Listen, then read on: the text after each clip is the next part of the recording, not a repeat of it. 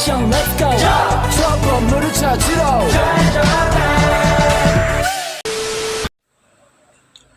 Materi kependudukan. Konsep dasar. Demografi dan ilmu kependudukan sering digunakan bergantian. Demografi fokus pada proses dan struktur demografi, sementara ilmu kependudukan menekankan pada penyebab dan akibat perubahan tersebut. Kajian kependudukan melibatkan vertibilitas, mortalitas, dan migrasi yang mempengaruhi jumlah dan perubahan penduduk. Pengertian kependudukan. Penduduk adalah warga negara Indonesia dan orang asing yang tinggal di Indonesia. Kependudukan mencakup aspek jumlah, struktur umur, jenis kelamin, agama, kelahiran, kematian, mobilitas, dan kualitas hidup penduduk. Penduduk Indonesia terdiri dari WNI dan WNA yang harus mendaftar untuk tinggal sesuai peraturan. Kebijakan kependudukan di Indonesia. Kebijakan ini bertujuan mengendalikan jumlah penduduk dengan mempengaruhi kelahiran, kematian, dan migrasi. Kebijakan ini seperti program keluarga berencana, pembatasan usia perkawinan, dan penyuluhan masyarakat diterapkan untuk tujuan ini. Warga negara. Warga negara adalah individu yang tinggal dan menjadi bagian dari suatu negara. Di Indonesia, hak dan kewajiban warga negara diatur dalam Undang-Undang 1945. Hak warga negara meliputi hak memilih dan dipilih, hak atas pendidikan, dan hak atas pekerjaan. Kewajiban warga negara termasuk membayar pajak, menghormati hukum, dan berpartisipasi dalam pembangunan negara. Pertumbuhan penduduk. Pertumbuhan penduduk dipengaruhi oleh kelahiran, kematian, dan migrasi. Jumlah penduduk Indonesia mencapai 271 juta jiwa menurut sensus 2020, dengan pertumbuhan yang melambat akibat kebijakan pengendalian kelahiran. Struktur penduduk Indonesia. Struktur penduduk menggambarkan komposisi berdasarkan usia. Indonesia mengalami bonus demografi dengan lebih banyak penduduk usia produktif atau 15-64 tahun dibandingkan usia anak dan lanjut usia, memberikan potensi untuk pembangunan. Piramida penduduk. Piramida penduduk Indonesia bersifat ekspansif dengan mayoritas penduduk usia muda. Pada 2022, penduduk usia produktif mencapai 69,25% dari total populasi. Sensus penduduk. Sensus penduduk dilakukan oleh BPS untuk mengumpulkan data demografi. Sensus 2020 mencatat jumlah penduduk Indonesia sebesar 270,2 juta jiwa menggunakan metode kombinasi pencatatan de facto dan de jure. Natalitas. Natalitas adalah jumlah kelahiran dalam suatu populasi. Faktor pendorong natalitas termasuk kebutuhan tenaga kerja dan perkawinan usia muda, sedangkan faktor penghambat melibatkan program keluarga berencana dan batas usia perkawinan. Mortalitas. Mortalitas adalah ukuran tingkat kematian yang mempengaruhi jumlah dan kepadatan penduduk. Data mortalitas untuk memahami dinamika populasi selain dari kelahiran dan migrasi. Migrasi. Migrasi adalah perpindahan penduduk dari suatu tempat ke tempat lain dengan tujuan menetap, baik secara sementara maupun permanen, yang dapat melintasi batas kawasan negara atau antar negara. Migrasi terbagi menjadi migrasi nasional atau urbanisasi dan transmigrasi, dan migrasi internasional atau migrasi, emigrasi, dan remigrasi. Selain itu, ada juga ruralitas, evakuasi, forensen, dan turisme. Migrasi dipengaruhi oleh berbagai faktor seperti ekonomi, bencana alam, politik, dan agama, serta mempengaruhi kebutuhan dasar manusia, termasuk tempat tinggal. Undang-undang keimigrasian mengatur lalu lintas orang yang masuk atau keluar dari Indonesia untuk menjaga kedaulatan negara. Migrasi adalah fenomena kompleks yang mempengaruhi populasi dan perkembangan wilayah suatu negara. Perkawinan. Perkawinan adalah hubungan permanen antara dua orang yang diakui sah oleh masyarakat yang bersangkutan dan berdasarkan peraturan perkawinan yang berlaku. Bentuk perkawinan dapat bervariasi tergantung pada budaya setempat dan tujuannya. Tujuan perkawinan meliputi membentuk keluarga, menjaga diri dari hal-hal yang dilanggar, menjadi pasangan yang bertakwa, memperoleh keturunan, dan membangun generasi yang beriman. Beberapa bentuk perkawinan yang dikenal meliputi monogami, poligami. Poin penting terkait undang-undang perkawinan di Indonesia adalah sebagai batas usia perkawinan dan tujuan perkawinan. Adapun syarat syah perkawinan menurut undang-undang yaitu persetujuan kedua calon mempelai, izin orang tua, catatan perkawinan, dan batas usia pernikahan. Di dalam perkawinan, istri memiliki hak dalam menciptakan rumah tangga yang harmonis dan bahagia. Contohnya, istri diperlakukan dengan baik, selalu dijaga oleh suami, bimbingan terhadap agama. Suami pun juga memiliki hak terhadap istri, yaitu kepatuhan istri kepada suami, kontrol terhadap orang lain yang masuk ke rumah, dan menjaga rahasia suami. Perceraian. Perceraian adalah berakhirnya suatu perkawinan dan terputusnya hubungan antara suami dan istri. Proses perceraian dapat berlangsung melalui beberapa tahapan, yaitu proses perceraian di pengadilan agama, alasan perceraian, dan akibat perceraian. Kesehatan ibu dan anak. Kesehatan ibu dan anak merupakan aspek penting dalam upaya menjaga kesejahteraan keluarga. Kesehatan ibu dan anak. Kesehatan ibu dan anak merupakan aspek penting dalam upaya menjaga kesejahteraan keluarga. Upaya peningkatan kesejahteraan ibu dan anak merupakan salah satu indikator keberhasilan suatu negara. Upaya peningkatan kesehatan ibu melibatkan program keluarga berencana yang bertujuan untuk mengatur kelahiran anak, jarak antara kelahiran dan usia ideal melahirkan. Kehamilan. Kehamilan risiko tinggi adalah kehamilan yang meningkatkan risiko kesehatan bagi ibu hamil, janin, atau keduanya.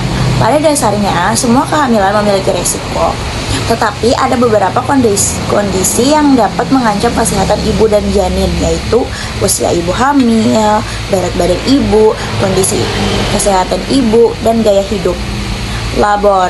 Labor dalam konteks yang paling umum mengacu pada persalinan atau kelahiran anak. Labor dalam konteks yang paling umum mengacu pada persalinan atau kelahiran anak. Istilah ini digunakan dalam bidang kesehatan dan merujuk pada proses alami di mana seseorang ibu melahirkan bayinya.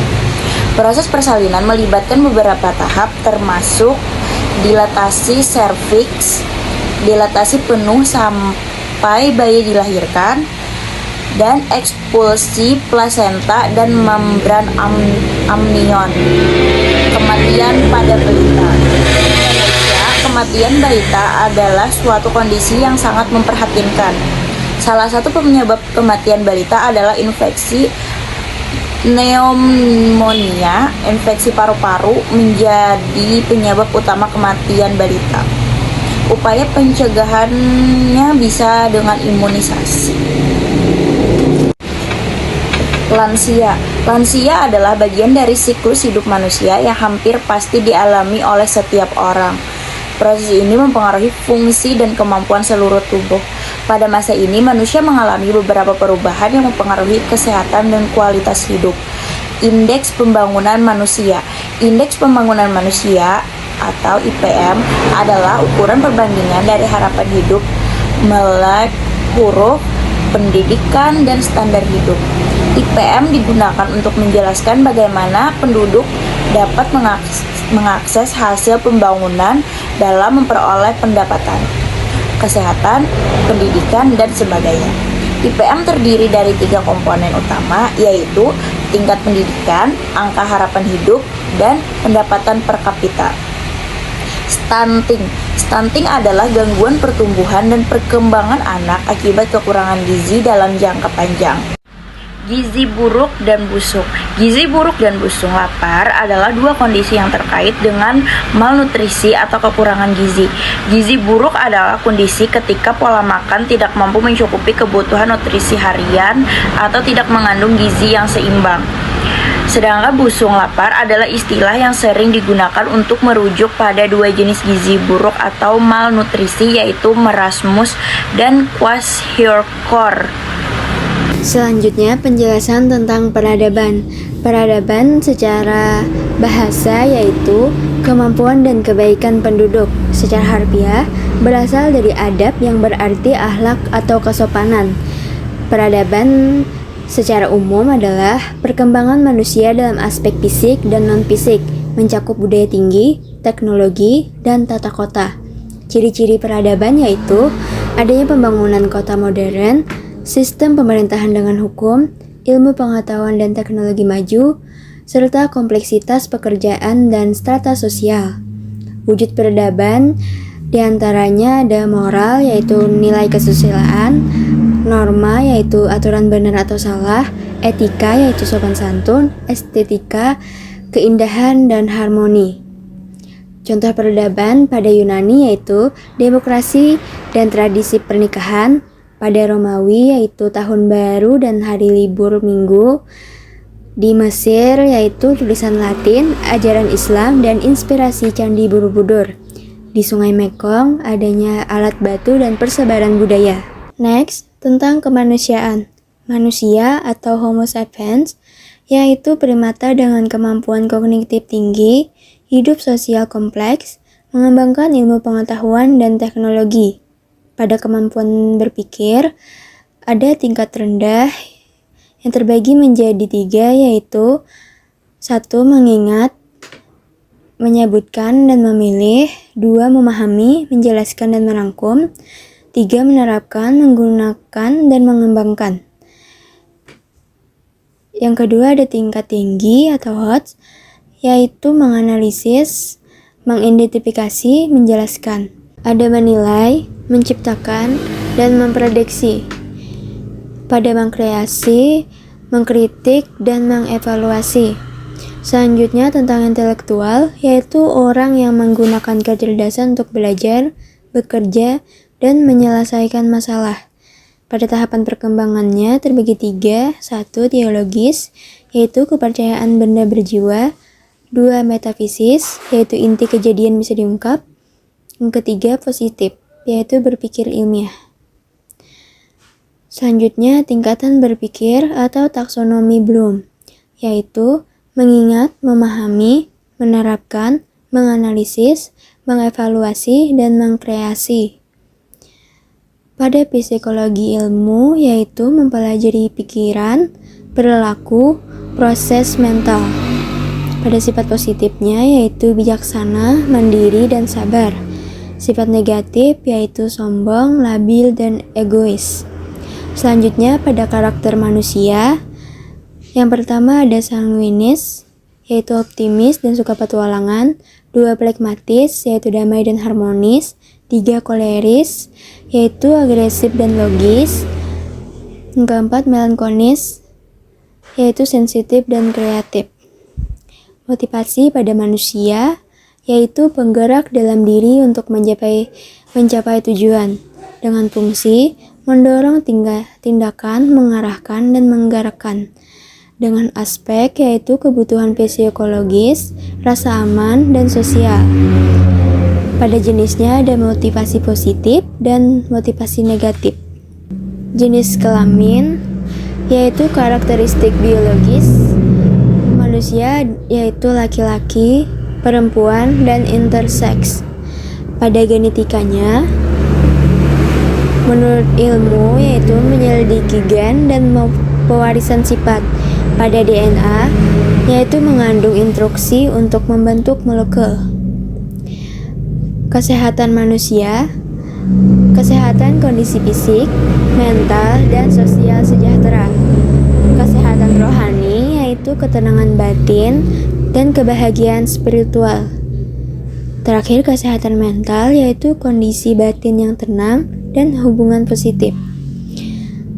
Selanjutnya ada organ tubuh manusia. Yang pertama ada vital, yaitu jantung, otak, liver, ginjal, dan paru-paru. Pada sistem rangkanya yaitu 206 tulang yang mendukung tubuh. Kepunahan manusia. Kepunahan manusia adalah ancaman serius yang mempengaruhi kelangsungan hidup spesies kita. Berikut beberapa faktor yang dapat menyebabkan kepunahan manusia.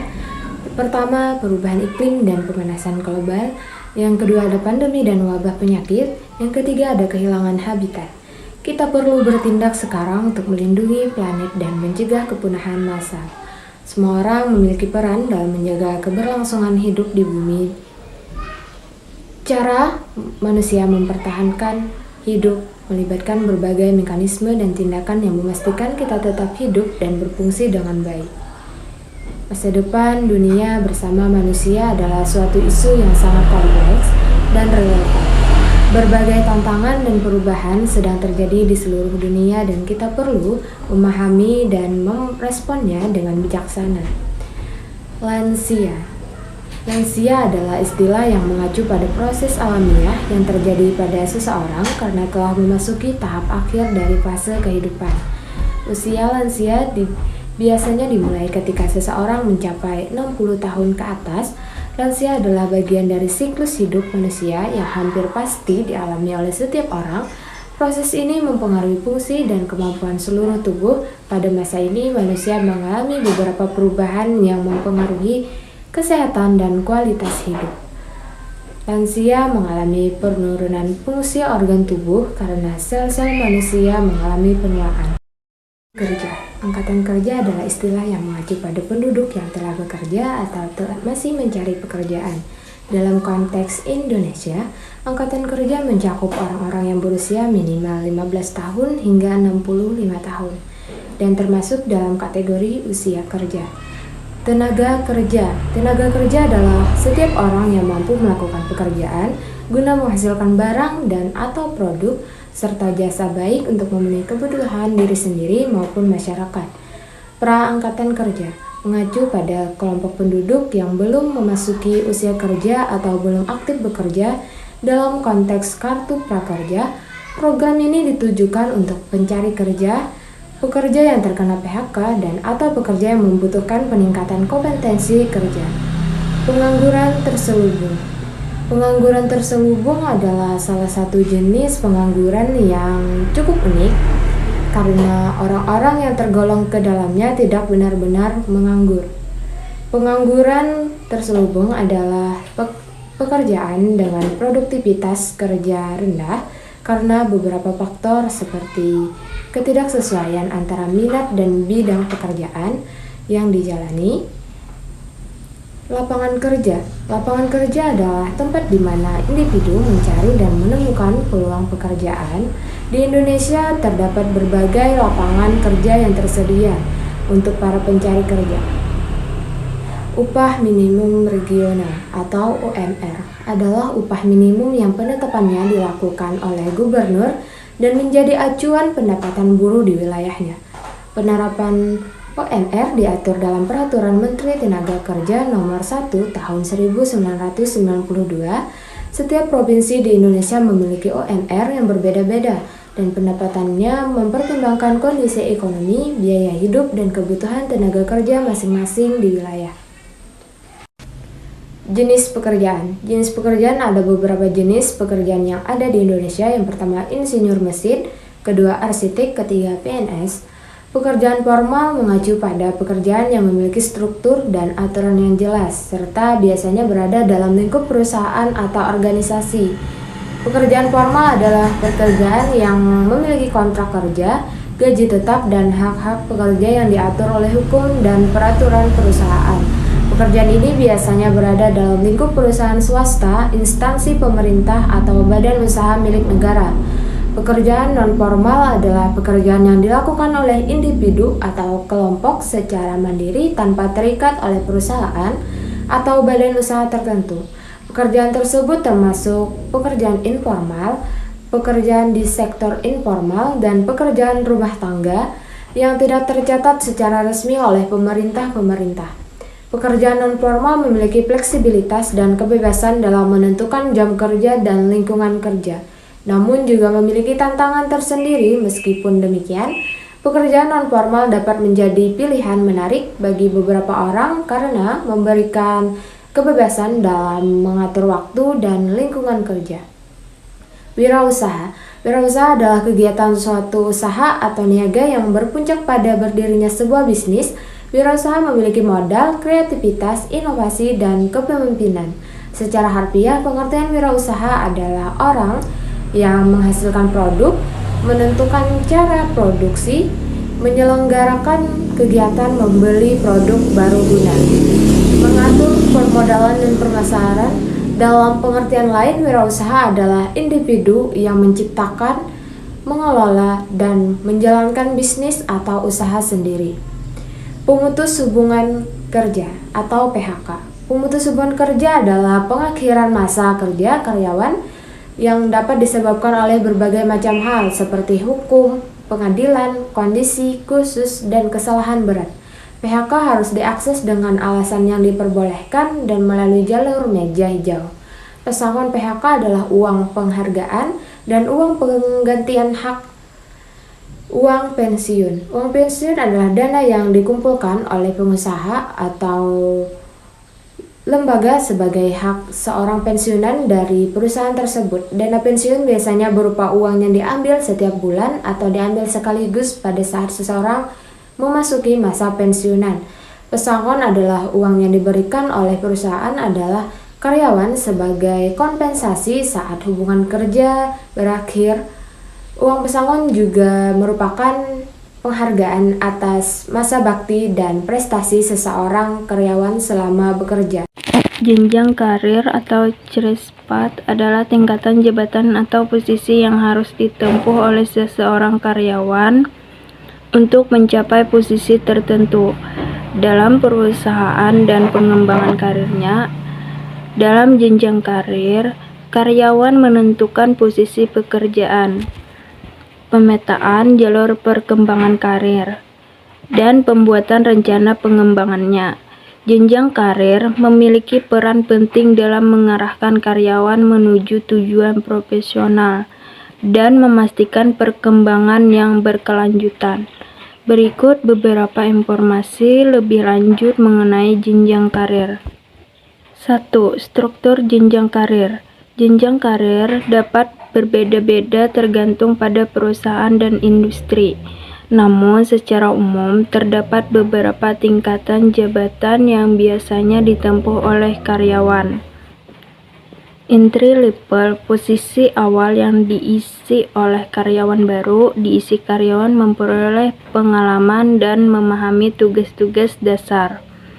Intermediate level, karyawan memiliki pengalaman lebih dan mulai mengambil tanggung jawab yang lebih besar. Senior level, karyawan memiliki pengalaman yang luas dan mungkin memimpin tim atau proyek. Managerial level, karyawan memegang peran manajerial dan bertanggung jawab atas pengambil keputusan strategis. Executive level, posisi puncak dalam struktur perusahaan seperti direktur atau kepala eksekutif.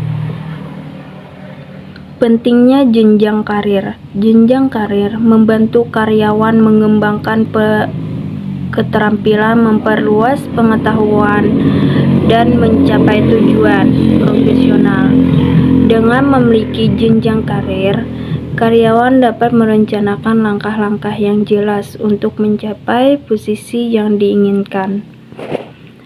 Tips menentukan jenjang karir: kenali minat dan bakat. Pahami minat dan keahlian Anda untuk memiliki jalur karir yang sesuai. Pengembangan diri, ikuti pelatihan, kursus, dan program pengembangan untuk meningkatkan keterampilan. Komunikasi dengan atasan, diskusikan tujuan karir dengan atasan dan minta masukan serta arahan. pantau kemajuan, evaluasi kemajuan, dan sesuaikan rencana karir jika diperlukan. Jadi, jenjang karir membantu karyawan merencanakan dan mengarahkan perkembangan karir mereka menuju posisi yang diinginkan dan memastikan kesuksesan dalam dunia kerja. Tunjangan karyawan adalah tambahan yang diberikan oleh perusahaan kepada karyawannya di luar gaji pokok.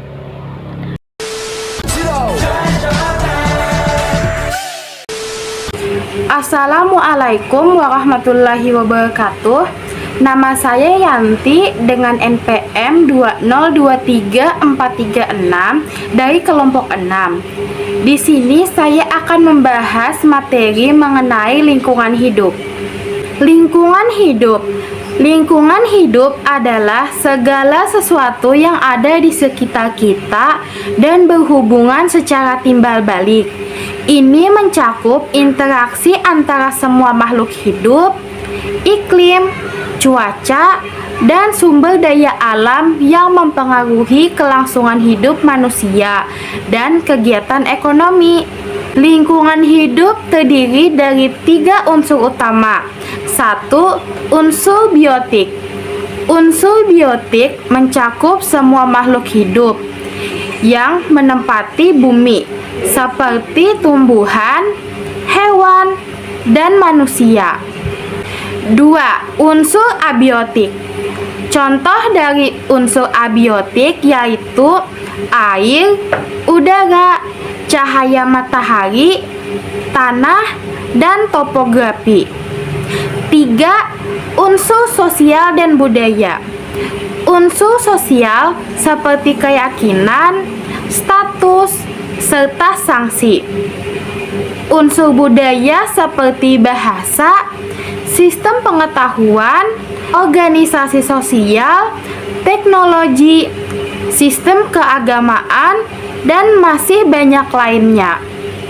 Beberapa tindakan untuk menjaga lingkungan hidup, seperti mengurangi penggunaan plastik, mendaur ulang sampah, menghemat energi listrik, menanam pohon, menjaga kebersihan, dan mengurangi penggunaan air secara berlebihan. Lingkungan hidup memiliki hubungan erat dengan tingkat kesejahteraan masyarakat. Salah satunya dalam aspek sumber kehidupan. Lingkungan menyediakan sumber daya alam yang mendukung kehidupan manusia, seperti air bersih, pangan, dan udara yang sehat. Semua negara pasti peduli terhadap lingkungan hidup, seperti negara Indonesia. Indonesia peduli terhadap lingkungan hidup, tetapi negara-negara yang akan saya sebutkan, mereka sangat peduli terhadap lingkungan hidup. Negara tersebut memiliki komitmen kuat dalam menjaga keberlangsungan planet bumi dan mengurangi dampak negatif terhadap lingkungan. Negara-negara tersebut yaitu Denmark, Norwegia, Kanada, Singapura, dan Suriname. Ekosistem adalah kesatuan fungsi antara makhluk hidup dengan lingkungannya. Dalam ekosistem terdapat hubungan dan interaksi yang sangat erat dan saling mempengaruhi. Ekosistem memiliki 2 komponen. Pertama, komponen biotik, dan kedua, komponen abiotik. Macam-macam ekosistem. Pertama, akuatik atau air. Contohnya adalah ekosistem sungai, danau, dan lautan. Kedua, terestrial atau daratan. Contohnya ekosistem hutan, padang rumput, dan gurun. Dan yang terakhir yaitu ekosistem buatan. Ekosistem buatan melibatkan interaksi manusia, seperti kebun dan kolam ikan. Rumah kaca. Sistem rumah kaca adalah struktur yang dirancang khusus untuk menanam tanaman di dalamnya. Fungsi rumah kaca yaitu melindungi tanaman dan mengontrol cahaya serta suhu yang masuk. Proses kerja rumah kaca: pertama, radiasi matahari mencapai atmosfer bumi. Sebagian dari radiasi ini dipantulkan kembali ke angkasa. Kemudian sisa energi matahari diserap oleh daratan dan lautan, yang kemudian memanaskan bumi. Terakhir, panas yang dihasilkan dari penyerapan energi matahari memancar dari bumi keluar angkasa. Manfaat rumah kaca: pertama, memungkinkan pertanian berlanjut di berbagai kondisi cuaca dan iklim. Kedua, sebagai bahan penelitian dan eksperimen dalam bidang pertanian dan botani. Ketiga, dapat mengontrol cahaya dan suhu, dengan begitu tanaman dapat tumbuh lebih baik dan lebih cepat. Hewan. Hewan termasuk dalam kategori makhluk hidup. Meski hewan dan manusia memiliki banyak perbedaan, tetapi mereka juga memiliki kesamaan, seperti membutuhkan makanan, bernafas, bergerak, dan bereproduksi. Beberapa hewan memiliki banyak manfaat. Manusia yang tidak bertanggung jawab memburu dan membunuh hewan secara ilegal karena ingin mengambil kelebihan dari hewan tersebut. Karena itu, hewan-hewan tersebut mulai langka dan bahkan bisa punah keberadaannya. Oleh karena itu, Indonesia melindungi hewan-hewan tersebut, antara lain terenggiling, Tansius tangkasi, tapir tenuk, sigum Sumatera, pesut mahakam, dan paus tombak. Klasifikasi hewan. Klasifikasi hewan adalah proses pengelompokan makhluk hidup berdasarkan persamaan dan perbedaan yang telah ditemukan pada karakteristik mereka, seperti berdasarkan ada atau tidaknya tulang belakang, berdasarkan makanannya, berdasarkan simetri tubuh, berdasarkan habitat, berdasarkan alat gerak, dan berdasarkan cara berkembang biak.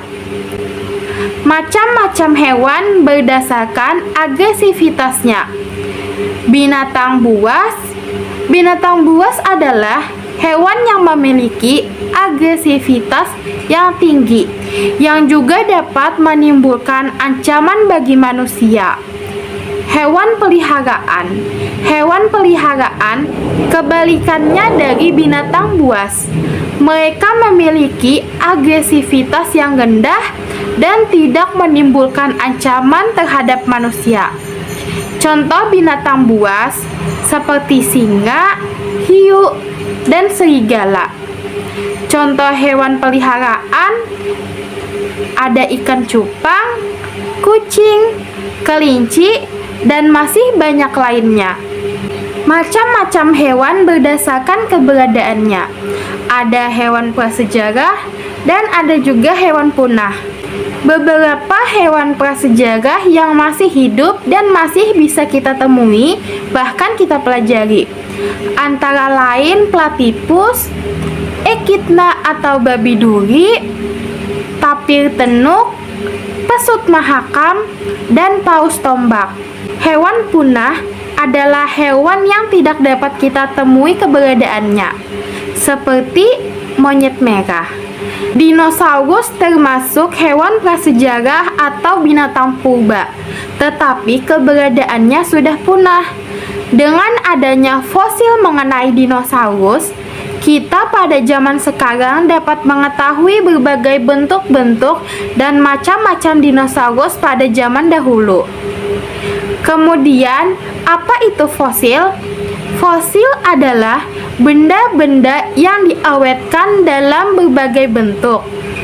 Fosil memiliki berbagai macam jenis, seperti fosil tumbuhan, fosil hewan, fosil ember, fosil rambut, fosil kayu yang membatu, dan fosil sisa-sisa DNA. Apa itu kebun binatang dan pusat konservasi satwa? Kebun binatang. Kebun binatang atau Taman Marga Satwa adalah tempat di mana hewan dipelihara dalam lingkungan buatan dan dipertunjukkan kepada publik. Sedangkan pusat konservasi satwa adalah tempat yang berfungsi sebagai lembaga konservasi untuk melindungi dan memelihara satwa liar. Lalu, kebun binatang dan pusat konservasi satwa apa saja yang ada di Indonesia? Beberapa contoh seperti Taman Marga Satwa Ragunan di Jakarta, Gembira Loka Zoo di Yogyakarta, dan Batu Secret Zoo di Bali. Tumbuhan. Tumbuhan adalah organisasi enkariotik yang memiliki struktur yang mencakup akar, batang, bunga, dan buah, serta daun. Selain hewan, tumbuhan juga memiliki klasifikasi sendiri, seperti berbunga, berbiji terbuka, Lycopodiopsida, paku-pakuan, lumut, dan alga hijau. Di dalam tumbuhan terdapat juga tanaman yang langka dan berbahaya. Misalnya, tanaman langka seperti Rafflesia arnoldi, Edelweiss Jawa, dan daun payung. Tanaman berbahaya seperti Deadly Nightshade, pohon mancinil, dan jimpi-jimpi. Kehutanan. Kehutanan adalah bidang ilmu dan praktik yang berkaitan dengan pengelolaan, pelestarian, dan pemanfaatan hutan. Hutan sendiri merupakan suatu ekosistem yang terdiri dari berbagai jenis tumbuhan, hewan, dan mikroorganisme yang hidup secara bersama-sama di dalamnya. Kehutanan memiliki peran penting seperti pengelolaan, pelestarian, dan pemanfaatan hutan. Macam-macam hutan. 1. Hutan lindung. Hutan lindung adalah kawasan hutan yang telah ditetapkan oleh pemerintah atau kelompok masyarakat tertentu untuk dilindungi agar fungsi-fungsi ekologisnya, terutama menyangkut tata air dan kesuburan tanah, tetap dapat berjalan dan dinikmati manfaatnya oleh masyarakat di sekitarnya. Hutan lindung memiliki peran penting dalam menjaga keberlanjutan lingkungan dan melindungi keanekaragaman hayati. 2. Hutan hujan tropis. Hutan hujan tropis adalah hutan tropis yang banyak menerima hujan. Hutan ini memiliki karakteristik khas seperti kanopi lebar dan keanekaragaman spesies yang tinggi. Hutan hujan tropis memiliki fungsi penting dalam melindungi sistem penyangga kehidupan, konservasi flora dan fauna, dan pengendalian iklim lokal. 3. Hutan subtropis. Hutan subtropis adalah kawasan hutan yang berada di antara wilayah hutan tropis dan hutan iklim. Sedang hutan subtropis memiliki karakteristik yang menarik dan memainkan peran penting dalam menjaga keberlangsungan lingkungan. 4. Hutan savana. Hutan savana adalah salah satu jenis hutan di Indonesia. Ini adalah suatu padang rumput yang ditutupi oleh semak atau perdu dan diselingi dengan beberapa jenis pohon, seperti pohon palem dan akasia. 5. Hutan produksi. Hutan produksi adalah kawasan hutan yang dimanfaatkan untuk menghasilkan produk hasil hutan, baik berupa kayu maupun hasil hutan non-kayu. Hutan produksi memiliki peran penting dalam memenuhi kebutuhan masyarakat dan sebagai bahan baku industri. 6. Hutan tanaman industri atau HTI. Hutan tanaman industri atau HTI adalah hutan tanaman yang dibangun dalam rangka meningkatkan potensi dan kualitas hutan. Dengan metode silviculture secara intensif untuk memenuhi permintaan kebutuhan bahan baku industri hasil hutan baik kayu maupun non-kayu. HTI memiliki beberapa tujuan, antara lain memenuhi kebutuhan bahan baku industri, meningkatkan produktivitas, menyediakan lapangan pekerjaan, meningkatkan pertumbuhan ekonomi, memperdayakan masyarakat, serta memperbaiki dan meningkatkan kualitas lingkungan hidup. Ketujuh, hutan mangrove, juga dikenal sebagai hutan bakau, adalah tipe hutan yang tumbuh di daerah pasang surut air laut. Hutan mangrove memiliki fungsi serta manfaat dalam menjaga keberagaman hayati, mencegah abrasi dan erosi, menyediakan nutrisi, menjernihkan air, dan pengendalian banjir. Kedelapan, hutan raya atau taman hutan raya.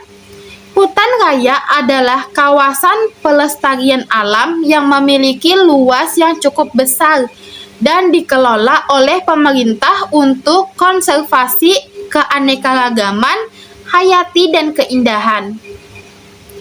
Hutan raya bertujuan sebagai tempat koleksi tumbuhan dan hewan, mencakup yang asli Indonesia maupun bukan asli Indonesia. Melalui hutan raya, habitat tiap-tiap ekosistem dapat terbentuk secara alami maupun buatan. 9. Kawasan terbuka hijau atau RTH. Kawasan terbuka hijau atau RTH adalah bagian dari ruang terbuka di suatu wilayah perkotaan berupa area memanjang atau jalur dan atau pengelompokan dalam satu satuan luas tertentu, berisi tumbuhan, tanaman, dan vegetasi hijau, baik yang tumbuh secara alamiah maupun yang sengaja ditanam. Fungsi RTH meliputi manfaat ekologis, sosial budaya, arsitektural, kenyamanan, dan keindahan bagi wilayah perkotaan tersebut. 10. Perambah hutan. Perambah hutan adalah setiap orang yang melakukan kegiatan berusaha, tani atau mengambil hasil hutan dalam kawasan hutan secara tidak sah, yang mengakibatkan kerusakan hutan. Contoh merambah hutan seperti penebangan liar, pembukaan lahan, dan kebakaran hutan. 11. Perusahaan hak pengusahaan hutan atau HPH. Perusahaan hak pengusahaan hutan adalah perusahaan yang memiliki hak untuk mengelola dan mengusahakan hutan di Indonesia. Perkebunan. Perkebunan adalah segala kegiatan yang mengusahakan tanaman tertentu pada tanah atau media tumbuh lainnya dalam ekosistem yang sesuai.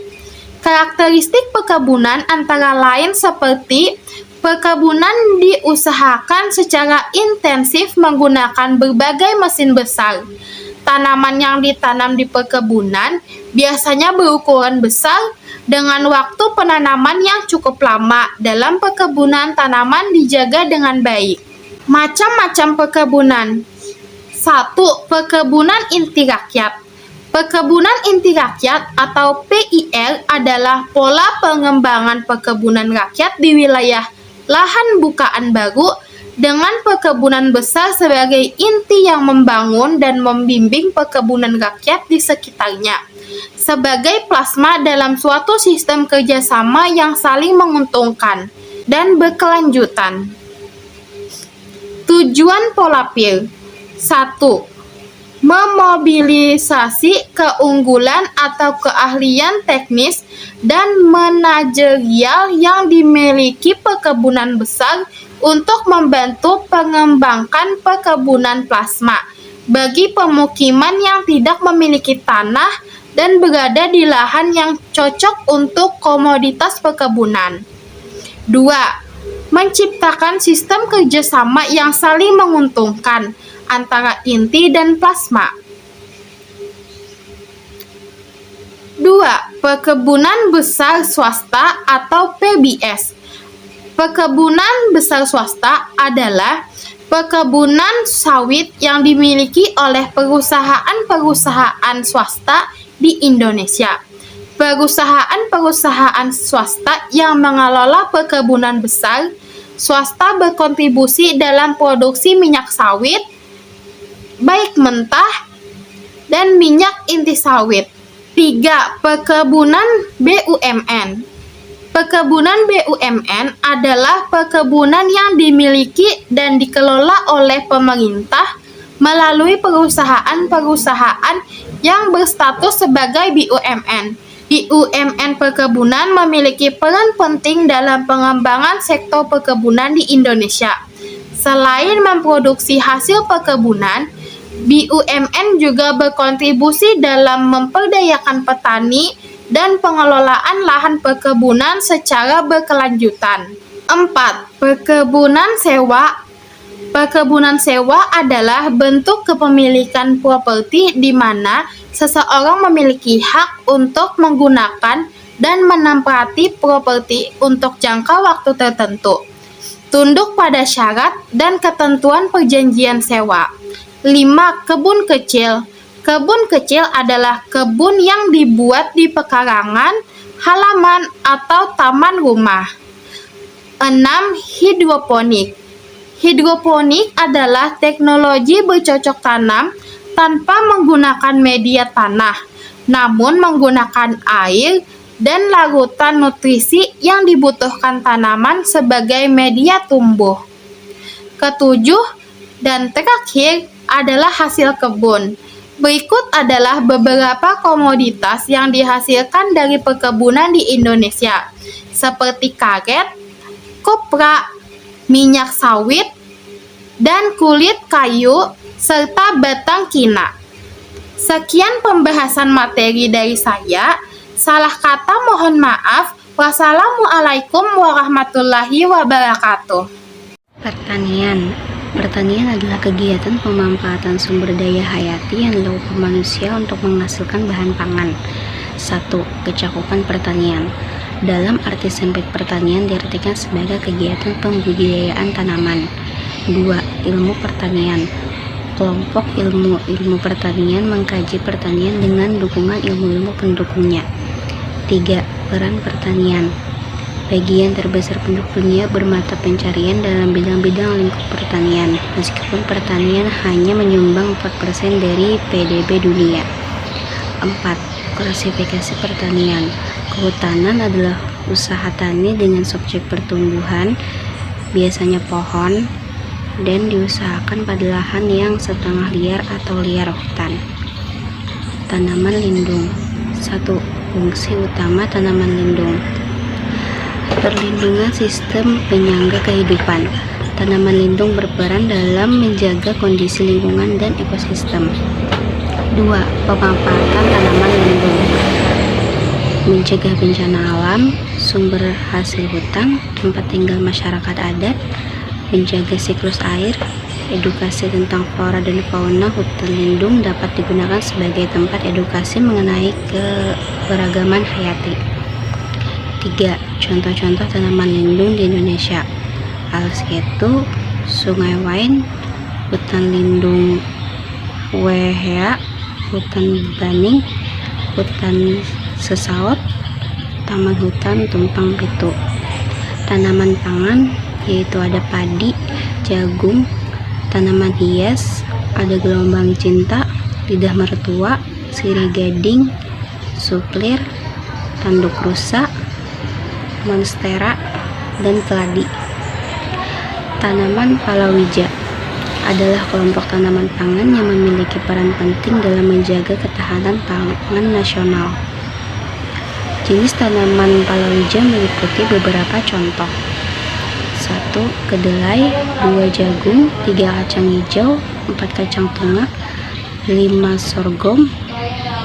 Tanaman palawija memiliki peran sangat penting dalam diversifikasi pangan dan ketahanan pangan di Indonesia. Beberapa rempah-rempah asal Indonesia memiliki peran penting dalam masakan Nusantara dan cita rasa. Selain itu, rempah-rempah juga memiliki khasiat bagi kesehatan. Berikut beberapa macam rempah-rempah Indonesia. 1. Ada vanili, 2. Ada pandan, 3. wijen, 4. serai, 5. sampang, 6. saffron. Tanaman obat keluarga atau toga. 1. Ada daun dewa, 2. daun seledri, 3. belimbing, 4. daun kelor, 5. bunga mawar. Obat herbal. Serta pengalaman dari budaya yang berbeda-beda, obat herbal meliputi jamu yang mengandung bahan aktif dari bagian-bagian tumbuhan. 1. Kategori obat tradisional, yaitu berdasarkan ketentuan Badan Pengawas Obat. Ada jamu, obat herbal berstandar, fitofarmaka. 2. Manfaat obat herbal. Obat herbal dapat digunakan untuk menjaga kesehatan, pencegahan, diagnosis, hingga pengobatan penyakit fisik ataupun mental. 3. Ada perbedaan dari obat tradisional dan obat kimia. Fitofarmaka adalah satu-satunya golongan obat tradisional yang telah lulus semua uji praklinis dan klinis pada manusia. Sayangnya kebanyakan obat herbal yang beredar di Indonesia tergolong dalam kategori jamu dan OHT. Tanaman narkotika adalah tanaman yang mengandung senyawa-senyawa psikoaktif dan narkotika yang dapat mempengaruhi sistem saraf pusat manusia. Pengobatan, namun penggunaannya juga menimbulkan efek samping dan risiko kesehatan. Beberapa jenis tanaman narkotika yaitu opium kopi, 2. ganja, dan 3. koka. Tanaman beracun yang perlu diawasi karena mengandung senyawa-senyawa berbahaya. Tanaman jarak, ubi racun atau singkong karet. 3. Ada kecubung. Tanaman sayur yang cocok ditanam di rumah yaitu ada daun selada, buncis, bayam, bawang putih, dan bawang merah ataupun daun bawang. Tanaman langka ada Rafflesia arnoldii, Aedes Jawa, daun payung. Tanaman berbahaya yang perlu diwaspadai karena mengandung senyawa-senyawa berbahaya ada deadly nightshade, terus pohon mancinel, gempi. Beberapa bunga dan tanaman telah membuat kita penasaran selama berabad-abad. Mari kita jelajahi beberapa tanaman mewakili intrik dan daya tarik misteri, yaitu ada mawar hitam, ratu malam, anggrek hantu, dan beberapa kita menjelajahi tanaman mewakili intrik dan daya tarik misteri. Ada daun kelor, bunga melati, dan bunga wijaya kusuma. Agroindustri. Agroindustri adalah kegiatan yang memanfaatkan hasil pertanian sebagai bahan baku. Ada agrowisata, adalah salah satu kegiatan wisata yang memanfaatkan lokasi atau sektor pertanian sebagai objek wisata. Dalam agrowisata, daya tarik yang disuguhkan antara lain meliputi pemandangan kawasan pertanian, kegiatan pertanian, edukasi budaya lokal. Logging adalah dalam istilah kehutanan merujuk pada proses penebangan hutan di hutan untuk berbagai tujuan seperti memperoleh kayu, bahan baku, atau produk hutan lainnya. Jenis logging ada selektif, clear cut, dampak lingkungan yaitu deforestasi. Logging berkontribusi pada deforestasi yang mengurangi keanekaragaman hayati dan mengganggu ekosistem. Illegal logging merupakan salah satu masalah serius mempengaruhi hutan di berbagai negara termasuk Indonesia. Apa itu illegal logging? Menurut Impres nomor 5 tahun 2021 tentang pemberantasan penambangan kayu ilegal dan peredaran hasil hutan di kawasan ekosistem Leuser dan tanaman Tanjung Puting. Illegal logging adalah penambangan kayu di kawasan hutan yang tidak sah. Ini mencakup berbagai kegiatan seperti penambangan, pengangkutan, dan penjualan kayu yang tidak memiliki izin resmi dari pemerintah setempat. Karhutla adalah singkatan dari kebakaran hutan dan lahan yang tengah terjadi di Riau. Faktor penyebab kebakaran hutan dan lahan berbagai menjadi dua, yaitu faktor alam dan faktor perbuatan manusia. Berikut ada beberapa cara mencegah kebakaran hutan dan lahan. 1. Menghindari membakar sampah di lahan atau hutan. 2. Tidak membuang puting rokok sembarangan. 3. Menghindari membuat api unggun di area yang rawan terjadi kebakaran. 4. Melakukan kampanye hemat air. 5. Penguatan kesiagaan pemerintah dan masyarakat. Bahkan di Jawa dan daerah lainnya, beberapa daerah yang dominan mengalami karhutla antara lain Kalimantan Tengah, Sumatera Selatan, Kalimantan Barat. Penanganan darurat bencana karhutla melibatkan beberapa unsur dan parameter yang penting. Berikut adalah beberapa unsur terlibat dalam penanganan karhutla. 1. Hotspot. 2. Indeks standar pencemaran udara. 3. Jumlah penderita infeksi saluran pernafasan akut. 4. Cara pandang. 5. Periode musim kemarau. Selain itu, pencegahan karhutla juga melibatkan beberapa faktor, termasuk intensif dan disensitif ekonomi. Di luar atmosfer dan benda-benda seperti planet, bintang, bulan, berikut beberapa hal yang menarik tentang ruang angkasa. 1. Karakteristik ruang angkasa. 2. Eksplorasi ruang angkasa. 3. Fenomena di ruang angkasa. 4. Pertanyaan menarik. Atmosfer. Atmosfer adalah lapisan gas yang melingkupi bumi dan permukaannya hingga jauh ke luar angkasa. 2. Lapisan atmosfer. Lapisan atmosfer terdiri dari beberapa lapisan yang dibedakan berdasarkan komposisi, reaksi kimia, dan tingkat suhu. 3. Fungsi atmosfer: melindungi bumi, menopang kehidupan, jalur transportasi. 4. Ketebalan atmosfer mencapai ketebalan sekitar 1000 km dari permukaan bumi. Permukaan bumi adalah lapisan terluar planet kita yang mencakup daratan dan lautan. Berikut beberapa informasi tentang permukaan bumi. 1. Luas permukaan bumi.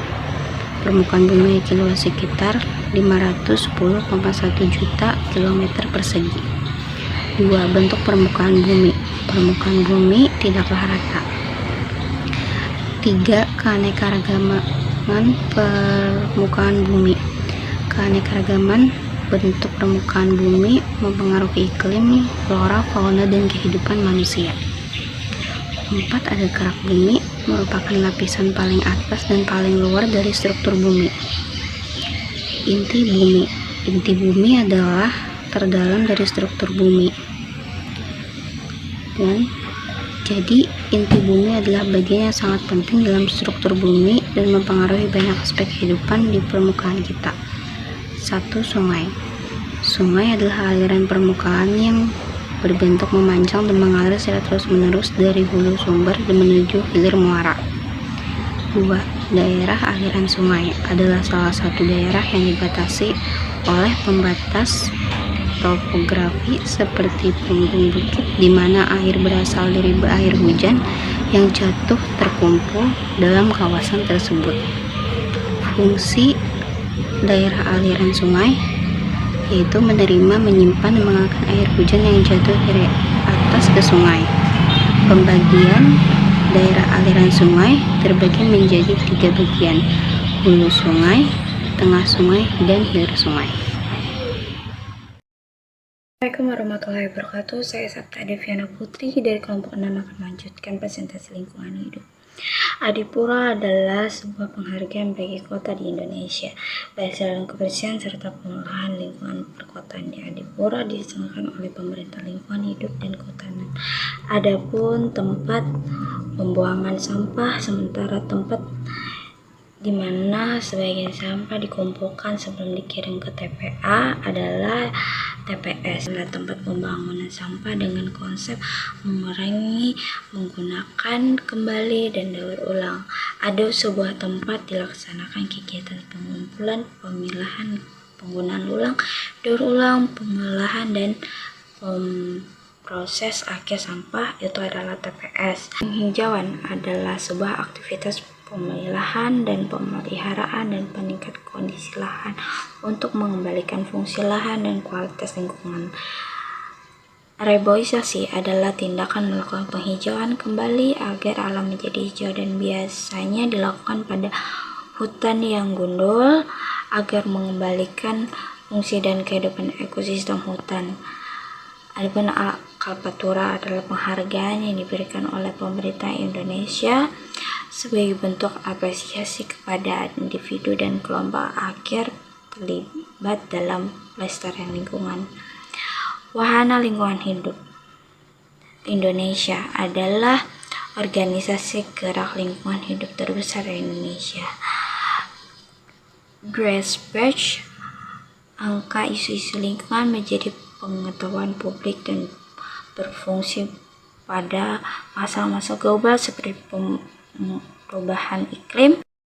Pertambangan yang dilakukan oleh perorangan, kelompok atau perusahaan yang berbadan hukum dalam operasi. Pertambangan memiliki dampak signifikan terhadap lingkungan dan masyarakat.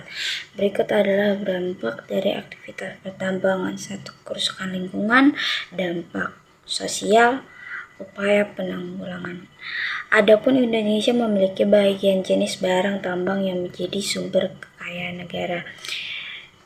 Meskipun sumber daya ini dapat diperbarui, mereka dapat berperan penting dalam memperekonomian dan industri seperti minyak bumi, batu bara, timah, emas, mineral lainnya.